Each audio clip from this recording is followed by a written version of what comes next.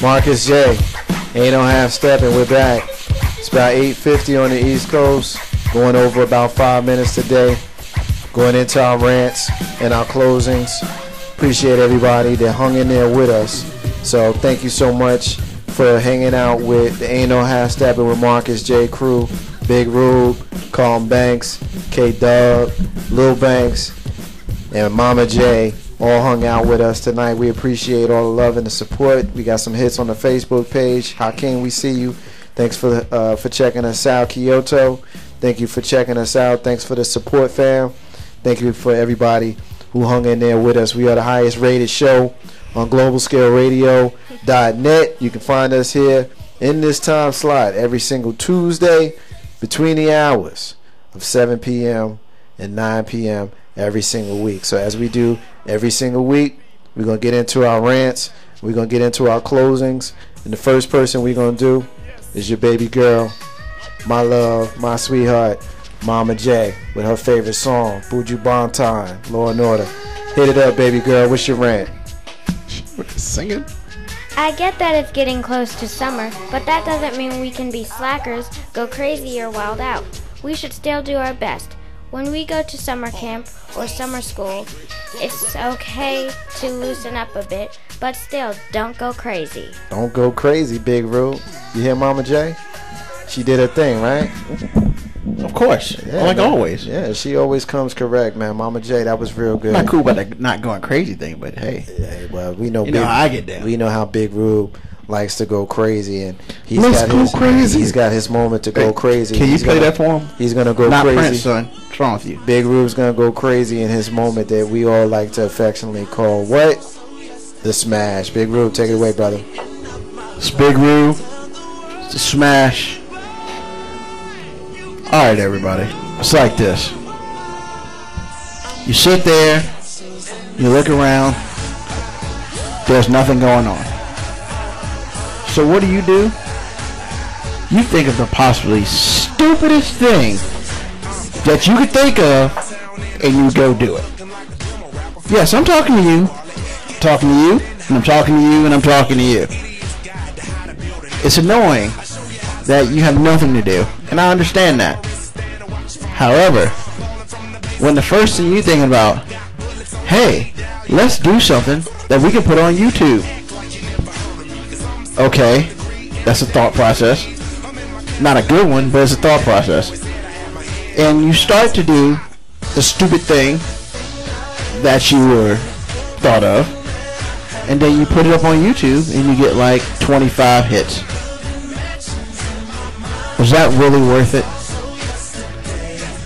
Especially if you're doing things like stupid stuff like crime and other things like that. And then, hey, your boy put something up on YouTube of you getting beat up, and that's a completely different story. I'm pretty sure everybody's seen the YouTube video of the little 15-year-old skinny bully getting beat up by the 50-year-old big dude. All he wanted to do is be left alone, and one time too many, he punched him in the face, in the stomach.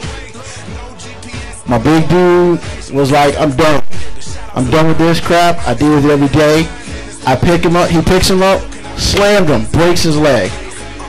And if you finish looking at the video, the little kid actually tries to crawl away, but his leg is broke. You know, I applaud that big dude because bullies aren't cool. And if you feel like you need to be a bully, well, first of all, you already got one thing problem with you, because you feel like you can tell somebody else what to do and you're the same age, or you're not their parents. But more importantly, what is the thought process of you losing like 60 pounds to another dude and you don't go mess with him? Are you kidding me? That's stupid. Why are you gonna beat up on a big kid who doesn't do anything to you? And one day he gets close enough, you flip him off or whatever, and he picks you up, body slams you and breaks your leg or whatever else. It makes you look like an idiot on national TV. And to all you parents out there who are upset at the big kid, what's your problem? This kid's been terrorized for a lot of his school life, and he had enough. Look, people, don't What is it? Don't bite off more than you can chew. Don't mess with big guys. I'm a big guy. If you come mess with me, you don't get body slammed. It's gonna be doing. People, stop bullying. It's not worth it. It's not worth the time. It's a big Rube. It's a smash. Now till next week. Big Rube smashing it up, man. We appreciate it. Thank you so much for giving us your information week after week. And that time, I tell you, I was feeling it. The whole bully thing, I don't really get it. You know, how you try to impress, you know, your so-called power upon another just to make yourself feel better. It's not a good look. And I saw the video that Big Rube is speaking of, and this little dude, as he said, he was really taking his shot at this bigger cat and messing with him, and finally the bigger cat snapped and didn't work out for little dude. So it is what it is. Carlton Banks wanted to switch it up this week and change up his music a little bit, and that's alright. It's still not unusual. Carlton Banks, take it away. You know, last week brother was not in his right world. Sick as I'm summing up. But you know what? This week I'm better. I'm glad you guys are here. This song is about begging. You know, begging. Ooh. We all beg at times. And you know what? It can go a long way. It's just a matter of how you do it. What you doing it for? And why you doing it? What you talking about, Banks? I mean, I'm just talking about begging, man. Just begging. If you beg the right way, you get this. Beg the wrong way, you won't get that. It's just a matter of how you finesse it. You say, yeah, I'm going to beg for this tonight. Nah, I'm going to beg for it next week. I know Marcus is over here like, no, he did not go here with me like this. You know what? I'm feeling good today, okay? After last week, I feel a lot better. Ruben's over here clowning me. But, you know, doesn't hurt to get a little begging in, does it? I mean, do you appreciate someone begging to you? Or do you just like, look, just go ahead and take it. Just get what you want. All that kind of stuff. What is it? I'm just sitting here asking simple questions. That's all it is. You know, I like hanging out with my boys. I appreciate you guys being here today. Thank you for, you know, supporting me and knowing that I am back. Marcus, we miss you, dude. Yeah, you miss me, man. I'm glad to be back. You know, I got, you know, personal things that go on that takes me away from the show on occasion, you know, every once in a while. But I appreciate the fact that I could leave, you know, for the night, for one show or a month or whenever it ends up being, and to know that, you know, my brothers hold me down. And, you know, we like to clown on the air, and that's part of, you know, kind of our shtick. But, you know, real talk, it's love between the three of us and Grizzy and K-Dub. And when we had the ladies, April and Lissa P and Tony come through, it's all love here. Ain't no half stepping with Marcus J. So we appreciate anybody who's listening to us. We appreciate the fact that you guys want to listen to three homies sit in a little room and just wild out for 2 hours every week. And we appreciate that. It's a lot of love here. So thank you so much to the listeners. Thank you so much to the contributors. And that's about it as far as the love fest. I'm going to jump in to my moment here. It's something that really annoys the hell out of me. This Sunday, New York City Mayor Michael Bloomberg went to a predominantly black church in Brooklyn to express his pleasure with the Stop and Frisk program to tell the parishioners that the practice is saving lives. He went on to lament the epidemic of black-on-black crime in a black church filled with black parishioners. I've always found the phrase black-on-black crime curious. I would venture to say that folks commit crimes in their own communities where they're comfortable. So if you live in a white neighborhood, should we coin the phrase white-on-white crime? How about Chinese on Chinese crime? Sounds a little silly when you say it like that, doesn't it? But back to the Stop and Frisk program. It's a police stop and frisk program where if they suspect you of unlawful activity, they'll stop you and frisk the suspect, frisk him. You know, they think he or she may be carrying a weapon. This practice has risen dramatically during the Bloomberg administration in New York City to 685,000 plus in 2001, up from 160,000 plus in 2003. About 53% of those stops resulted in physical searches, and 84% of those stops were black and Latino residents, although they comprise only 23% and 29% of New York City's total population, respectively. 2011 is the highest year on record for stops.